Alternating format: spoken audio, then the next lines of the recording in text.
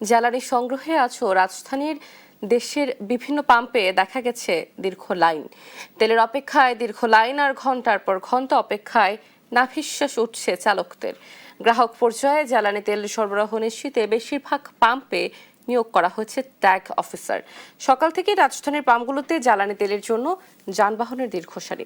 ঘন্টার পর ঘন্টা অপেক্ষা করেও চাহিদা মতো মিলছে না ডিজেল কিংবা অকটেন। গ্রাহকরা বলছেন দীর্ঘ সময় লাইনে দাঁড়িয়ে থাকায় নষ্ট হচ্ছে কর্মঘণ্টা, যার প্রভাব পড়ছে আয়ের ওপর। পাম্প সংশ্লিষ্টদের দাবি, ডিপো থেকে তেলের সরবরাহ কম থাকায় এ পরিস্থিতির সৃষ্টি হয়েছে। সরবরাহ স্বাভাবিক না হলে সংকটের মাত্রা আরো বাড়তে পারে বলে শঙ্কা তাদের। তেল লইয়া এই জন্য 3 ঘন্টা আগে আইসি সিরিয়াল দেওয়ার জন্য। অনেক পাম্পে আছে যেগুলোতে তেল আছে পরিমাণ মতো, কিন্তু তারা দিচ্ছে না। হয়তো তারা বুঝতেছে যে দাম বাড়বে বা বাড়াবে, এরকম কিছু।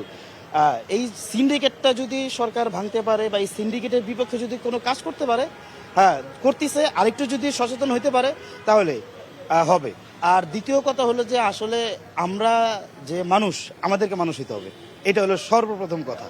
সরকার যখন প্রজ্ঞাপন জারি করতেছে তখনও বলতেছে যে ওনাদের স্টকে তেল আছে, কিন্তু আমরা যখন পাম্পে আসতেছি, পাম্পে এসে দেখতেছি যে দীর্ঘ লাইন।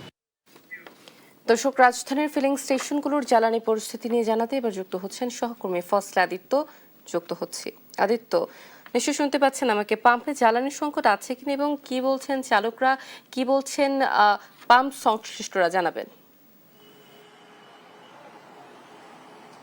অতসী, আপনি জানেন যে পাম্পের অবস্থা কিন্তু এক এক পাম্পের চিত্র কিন্তু এক এক রকম। আমরা যে স্থানটিতে আছি সেটি বিজয় সরণিতে, এবং বিজয় সরণি ট্রাস্ট যে ফিলিং স্টেশনটি রয়েছে সেখানে রয়েছে। আমরা সকাল থেকে রাজধানীর বেশ কয়েকটি ফিলিং স্টেশন ঘুরেছি। বেশ এক একটা ফিলিং স্টেশনের চিত্র কিন্তু এক এক রকম। কিছু ফিলিং স্টেশনে কিন্তু তেল রয়েছে, তেল থাকা সত্ত্বেও কিন্তু তাদেরকে কিছু শর্ত মেনেই তেল দেওয়া হচ্ছে, অর্থাৎ একটু রেশনিং পদ্ধতিতে কিন্তু ফলো করা হচ্ছে। আর কিছু কিছু জায়গায় কিন্তু একেবারেই তেল নেই, এবং তারা বলছে যে ডিপো থেকে তেল আসার পরবর্তী সময় কিন্তু গ্রাহক পর্যায়ে কিন্তু সরবরাহ করা হবে। কিন্তু ট্রাস্টের চিত্রটা একটু ভিন্ন, কেননা এখানে কিন্তু পর্যাপ্ত তেল আছে যতটুকু বোঝা যাচ্ছে। কেননা গ্রাহকের চাহিদা অনুযায়ী, অর্থাৎ গ্রাহকের চাহিদা অনুযায়ী কিন্তু তারা তেল সরবরাহ করতে পারছে। এবং কিন্তু এইখানে একটি বড় ব্যাপার হচ্ছে এখানে পর্যাপ্ত তেল রয়েছে এমনটা আমরা জানতে পেরেছি। এবং ট্যাগ অফিসাররা যেটা বলছেন যে প্রারম্ভিক ট্যাগ অফিসারও নিয়োগ করা হয়েছে। আপনি জানেন যে সরকার কর্তৃক কিন্তু এই যে পাম্পের যে নিরবিচ্ছিন্ন জ্বালানি সরবরাহ দেওয়ার জন্য কিন্তু সরকার কর্তৃক বিভিন্ন উদ্যোগ নেওয়া হয়েছে। সেই উদ্যোগের একটি প্রতিফলন হচ্ছে মূলত এই ট্যাগ অফিসার। এবং ট্যাগ অফিসার কর্তৃক কিন্তু তারা বলা হচ্ছে যে তারা কিন্তু তাদের যে প্রারম্ভিক মজুদ রয়েছে, প্রত্যেকটি ফিলিং স্টেশনের প্রারম্ভিক মজুদ থেকে শুরু করে সার্বিক ব্যবস্থাপনা সবকিছু কিন্তু তদারকি করছেন কিন্তু ট্যাগ কর্মকর্তারা, ট্যাগ অফিসাররা। এবং সরকার কর্তৃক কিন্তু নির্দেশিকাও দেওয়া হয়েছে যে ড্রাইভিং লাইসেন্সবিহীন তেল সংগ্রহ করা যাবে না। এই ধরনের নির্দেশিকা মেনে কিন্তু পাম্পগুলোতে কিন্তু তেল সরবরাহ করা হচ্ছে। এবং এই স্থানটিতে কিন্তু আমরা দেখতে পেয়েছি